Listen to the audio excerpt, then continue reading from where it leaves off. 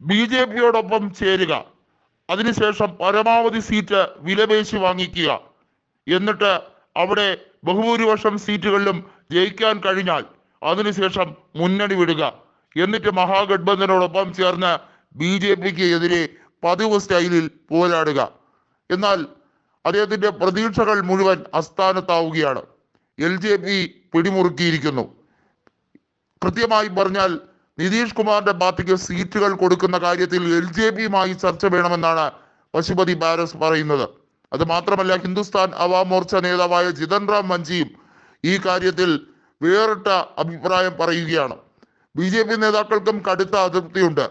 ഇടയ്ക്ക് വെച്ച് ഒരു കാരണവും പറയാതെ BJP ഐക്യ ജനതാദളിനെ പിളർക്കാൻ പോകുന്നു എന്ന് പറഞ്ഞുകൊണ്ട് മുട്ടാതർക്കം പറഞ്ഞാണ് കൃത്യമായി മുന്നണി വിട്ടത്. അതുകൊണ്ട് തന്നെ ഇനി പഴയ രീതിയിൽ 16 സീറ്റൊന്നും വെച്ച് കൊടുക്കണ്ട എന്നുള്ള ഒരു നിർദ്ദേശമാണ് BJP നേതാക്കൾ കേന്ദ്രത്തോട് പറയുന്നത്. എന്നാൽ ഐക്യ ജനതാദൾ 16 സീറ്റെങ്കിലും ലഭിക്കാതെ അവിടെ നിൽക്കില്ല എന്നുള്ള പിടിവാശിയിൽ തന്നെയാണ്. ഇവിടെയാണ് കളികൾ RJDക്കും കോൺഗ്രസിനും അനുകൂലമാകുന്നത്.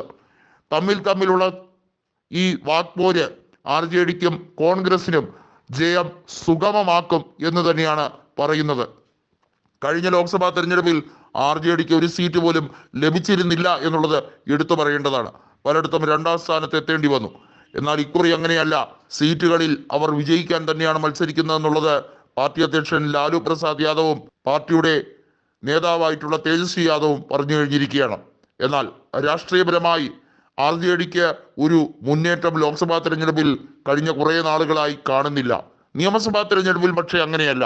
ഏറ്റവും വലിയ ഒറ്റകക്ഷിയാകാൻ അവർക്ക് സാധിക്കുന്നുണ്ട്. ഈ അന്തരം കൃത്യമായി തന്നെ വിലയിരുത്തണം എന്നുള്ളത് കോൺഗ്രസും പറയുന്ന കാര്യമാണ്.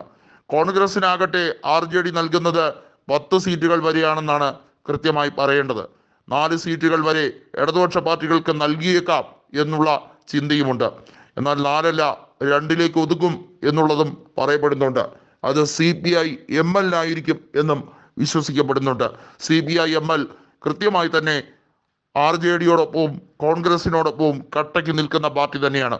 അതുകൊണ്ട് തന്നെ CPI-ML-ന്റെ നേതാവായിട്ടുള്ള ദിനകർ ഭട്ടാചാര്യയ്ക്ക് കൃത്യമായ നിർദ്ദേശം കൊടുത്തിട്ടുണ്ട്.